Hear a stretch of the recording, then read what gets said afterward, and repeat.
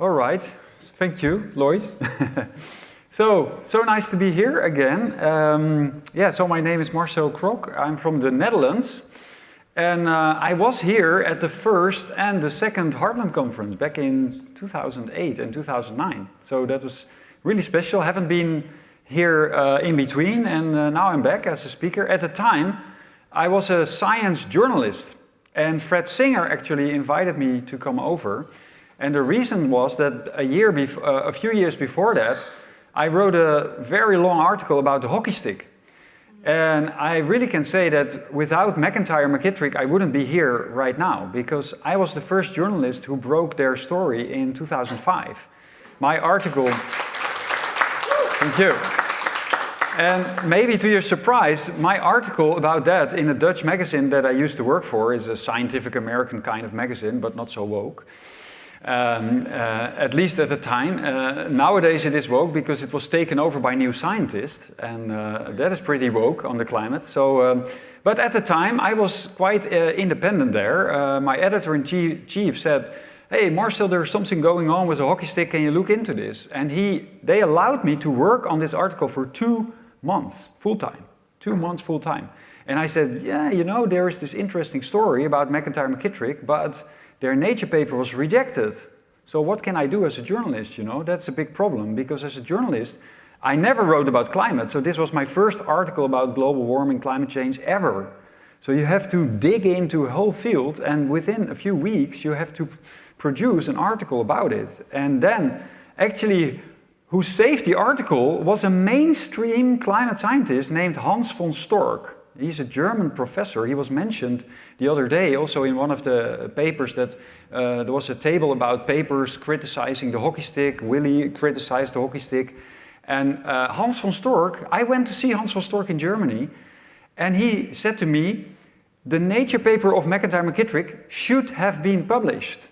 And that, for me as a journalist, that was the reason that I decided to contact McIntyre and McKittrick. I contacted Ross McKittrick. He said, you should talk to Steve. I had Steve on the phone for 3 hours. And then I realized, oh my gosh, I do have a story.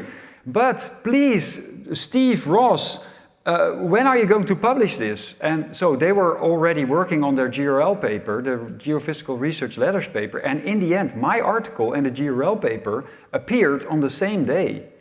And it appeared in Holland, and Ross McKittrick had contacts at the Financial Post in Canada, so it was also published on the same day in Canada.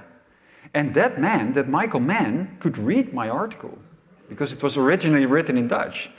And then KNMI, in Holland, KNMI started criticizing me, and I said, well, I was misquoting them. But what did the guy of KNMI say? He said in the article, IPCC is going to discuss this in Beijing in the next meeting. And I said, well, yeah, pretty basic quote, of course. But then, after my article appeared, they said, oh, we are being misquoted. Marcel is a bad journalist. And then I didn't understand it. So I was immediately attacked in the Netherlands because of this. Yeah? And only 5 years later, what happened? ClimateGate. And what is in the ClimateGate, many people don't know, but ClimateGate for 95% is all about the hockey stick. McIntyre is the skeptic most often mentioned in the ClimateGate emails. But they also mention that Dutch magazine. That's me. And what do they say? What do they say? Michael Mann and Phil Jones, IPCC is not going to discuss this in Beijing. So the KNMI colleague was apparently attacked by Michael Mann and Phil Jones, and then thought, oh my gosh, my IPCC career is in danger. How am I going to save my skin? Well, you know, I attack Marcel. That's my solution, you know. So thanks to ClimateGate, I was cleared. My name was cleared. So that was my story, and I was so. And what you maybe won't believe, I won an award in the Netherlands with this article. 10,000 euro award. Whoa.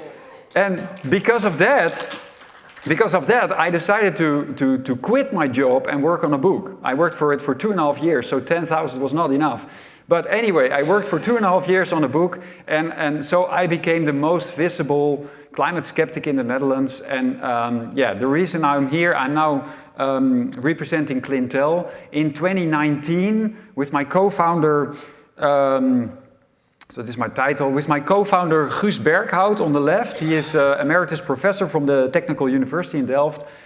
We founded the Clintel Foundation. It's a similar organization like the CO2 Coalition, like Heartland, like the Global Warming Policy Foundation in the Netherlands. And recently, Guus, for health reasons, had to step down. And we found a slightly younger one. He is 1 year younger than Guus. And he has been speaking here. That's Václav Klaus, the former president of the Czech Republic. And so he is now the new president of the Clintel Foundation. So this was me and Václav in December in Brussels. We had a press conference announcing his presidency. And James Taylor and I will probably next month will meet him in Prague and discuss the strategy for the coming period. So what else do we have? We have the World Climate Declaration, and I think that was one of our most successful projects. It's very simple. It's a one-page summary, so you can go to our website, clintel.org, and you find the declaration. If you want to sign it, you can just fill in a form and give your motivation and a little bit about your background. We have to be careful because there are many trolls. They want to get on the list, because then Greenpeace can say, well, everybody can get on the list, you know. There was another list at the other side. You had Mickey Mouse on the list and all those people, you know. So we are very careful that we have real people. So we don't care much about the quantity. We have John Clauser. He just left, but John Clauser is on the list. Will Hepper, Willie Soon, many of us. Anthony Watts was angry. Why am I not on the list? Well, maybe you didn't volunteer, you know. So Anthony will be on the list, and hopefully many of you.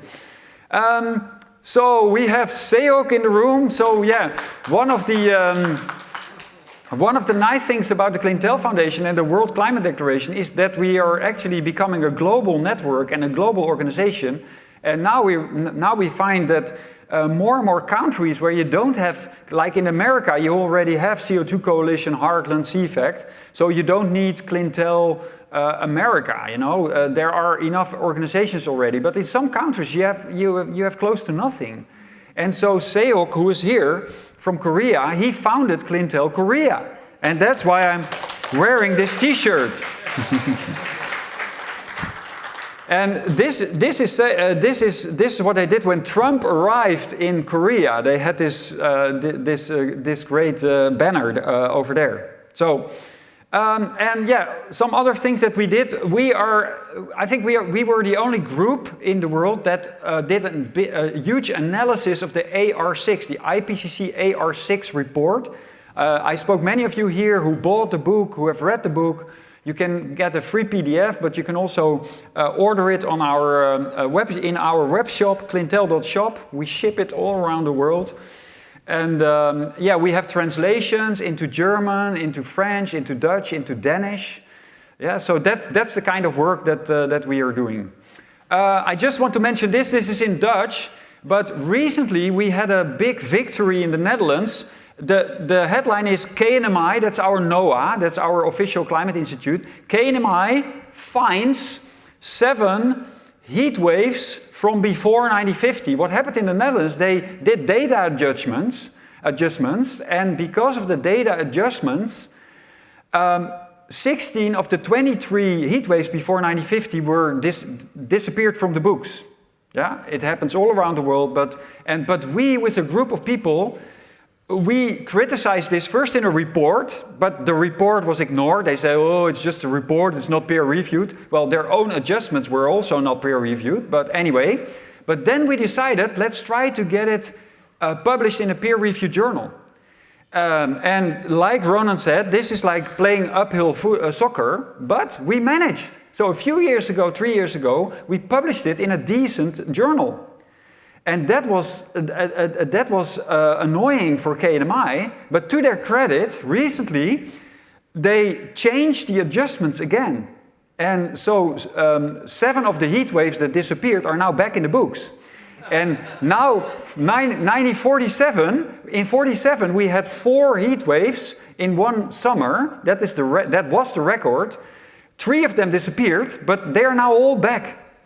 So now 1947 is was the year with the most heat waves in the Netherlands. And here you can see just this happened after the adjustments. The KNMI became a huge outlier, and before the adjustments, they were in the line with the other main stations that we have in the Netherlands. This is a ratio between tropical days before 1950 and after 1950. Yeah, so I need to hurry a bit, I see, with my time. Okay, so what I'm just presenting some of the results that we are doing with Climate Intel. Now, what's Climate Intel? Climate Intel and Clintel, we are the leadership sponsor here. Climate Intel is our 501c3 in the US. So you can actually support us in the US through this 501c3. Yeah, and the 501c3 is led by Forrest Franz, living in Seattle, outside Seattle. Brilliant guy. Used to work for Boeing, has many patents, used in airplanes, in space industry. And most of the work was done by Forrest in the last few years. So what he is saying so he is actually comparing 2 theories. So he's saying, okay, you have the UN climate theory, and of course that predicts doom and gloom like we all know. But he says there is a second theory. And that's the he calls it the NASA biospheric theory, and that predicts bloom, because we all know that CO2 is greening the Earth. And so what he has been doing, using all the available data sets from satellites and the temperature station, weather balloons, all the data available in the world, but he is doing cause and effect analysis. So he's looking at, okay, what is the CO2 doing, what is the temperature doing, what is the CO2 doing, what is the greening doing? Yeah? And I will focus mainly on the greening. So, the UN climate theory, well, we can go quickly here because you all know the UN climate theory and all the doom and gloom. And so, but what is the NASA biospheric theory? CO2 has not one property, but it has, well, he says 3 properties. I tend to have a discussion with him about that, because the second property, so the first one is the active IR, the infrared property. Yeah? That's a better word, a more exact word than greenhouse gas. Yeah? It's interacting, maybe Will can agree with that. Yeah? and the third one, of course, is the greening effect, the effect CO2 has on photosynthesis. And the second, he calls it a co-aerosol. So what happens is that if you emit CO2, often you're also emitting aerosols a little bit. We don't want it because it's air pollution, but often there are aerosols involved. And so what he is showing actually with the data, and so yeah, so here is federal rules of evidence, because much of this work is being prepared to be used in future court cases. Yeah, and so what does the federal rules of evidence say? The scientific method is clear. Reality is not defined by models. Reality is what's in the certified biospheric records of Earth. Yeah, and so that is what he is showing. And he also worked a lot on vocabulary, and I find that very interesting. So. In the books that he's writing, they haven't been published because it's like all preparation for potential court cases. So he said, don't talk about emissions. Call it restoration of CO2 in the air. Yeah? Don't talk about fossil fuels. Call it natural organic energy. Don't talk about carbon dioxide, because carbon immediately is like pollution. Yeah, carbon is black, it's polluted. Yeah, no, it's CO2, Earth's oxygen of life. Don't talk about climate change, because it's redundant. The climate is always changing, so talk about climate. Now, greenhouse gas, active IR effect, H2O and CO2 emissions from power plants. Call it atmospheric rivers of life. A coal power plant, and oh yeah, based on the lunch talk, I think that atmospheric rivers of life could be the first author of a peer-reviewed journal, you know. So, Okay, some of the results. So he looks at many different aspects, but this is, so he looks also at temperature. And what he shows is that the UN climate theory actually works in some areas in the world. And where does it work? It works in deserts. Because the deserts are dry and they are not, as long as the deserts are not greening, the theory works. So CO2 in the deserts will lead to warming. And here is an example. And also it leads to warming in the high temperature and also in the low temperature. But when you look at areas that are greening, what you see is, in general, this is central Russia, many records in central Russia. And what you see there is that, that the low temperature, the nighttime temperature, indeed is increasing a little bit, but the high temperature is cooling. And that's visible in many parts of the world. So the greening, so CO2, in the beginning, CO2 will lead to some warming, but then it will have a greening effect, and then the effect will be cooling because of the greening. You know, and that's fascinating stuff that is a little bit underestimated. And sometimes even NASA admits this in articles. This is a 2020 article where they actually say, because of the greening, we have 3/10 of a degree less warming. So they say we would have had more warming if we didn't have the greening. So they confirm this effect. This one I actually stole from Will Hepper's, one of Will Hepper's talks. So yeah, we know that we are in a CO2 famine. Yeah, the CO2 Coalition is often mentioning this. CO2 was way higher before, millions of years before. And so let's, what happens if you just use Google? What are healthy levels of CO2 for plants? This is the answer that you get. Healthy levels for plants generally range from 800 to 1500 ppm for accelerated growth in greenhouse settings, while ambient air contains 400 to 440, supplementing to 1200 maximizes photosynthesis and yields. This is even when you Google. So apparently Google can ignore the climate realism show of Heartland, but they cannot ignore this. They just give the answer, you know? And so photosynthesis, even IPCC states with increased photosynthesis, plants can develop faster, attaining the same final size in less time, or can increase their final mass. Yeah, so sometimes they admit it. Okay, so my final part, this is satellite image. On the right, you see satellite image from the infrared, and then you can see the greening even better. And so what do you look for? It's mainly the leaf area index. According to Forrest, that's the best indicator for the greening, the leaf area index. And what is it? The leaf area index are numbers from 0 to 7, and 7 layers you can only find in the Amazon.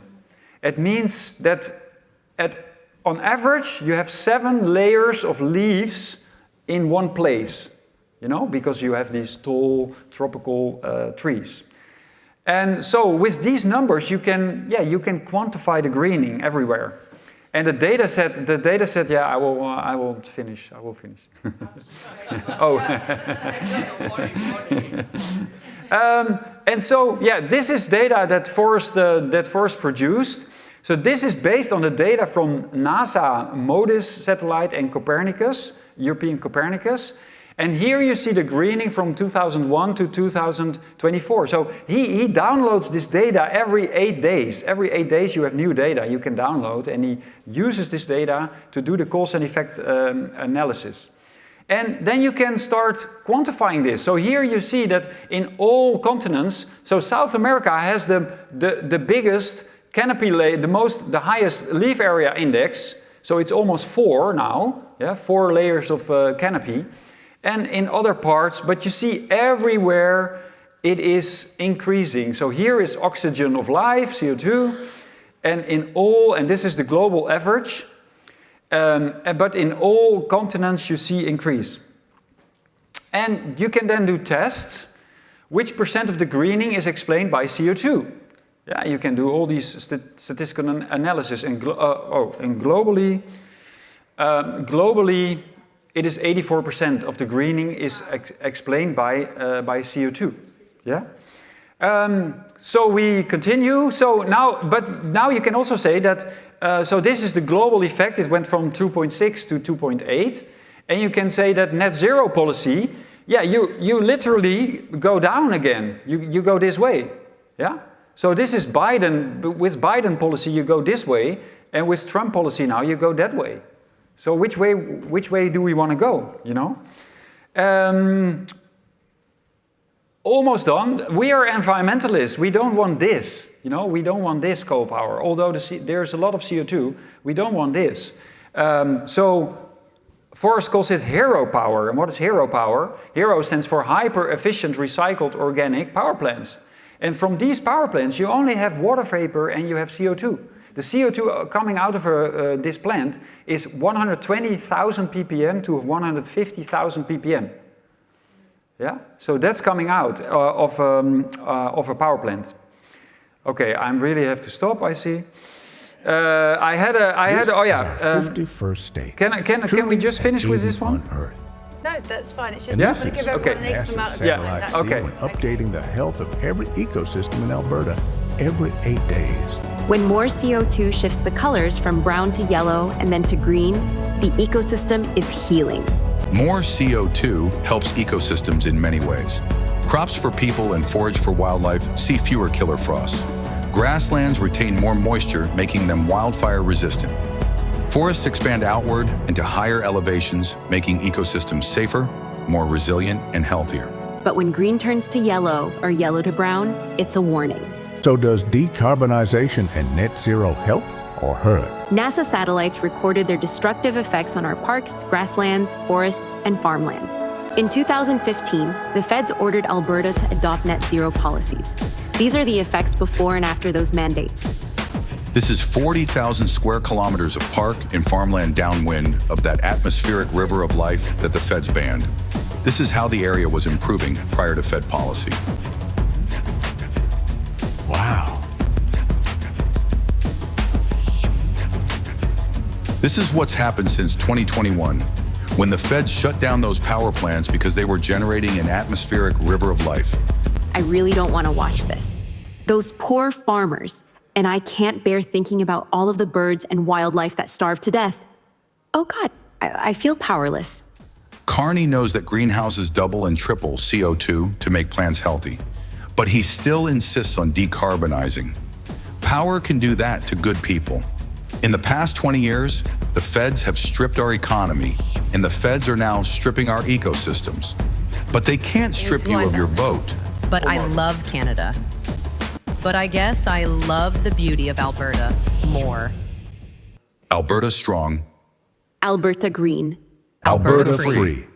Olivia, I'm so proud of you. I love you too, Gramps. For more, look at youtube.com/@climateintel/shorts. Okay. Thank you. Yeah, I will stop here. Thank you. And Thank you very much. So here's the YouTube channel where you can find the same video and more of them. Thank you.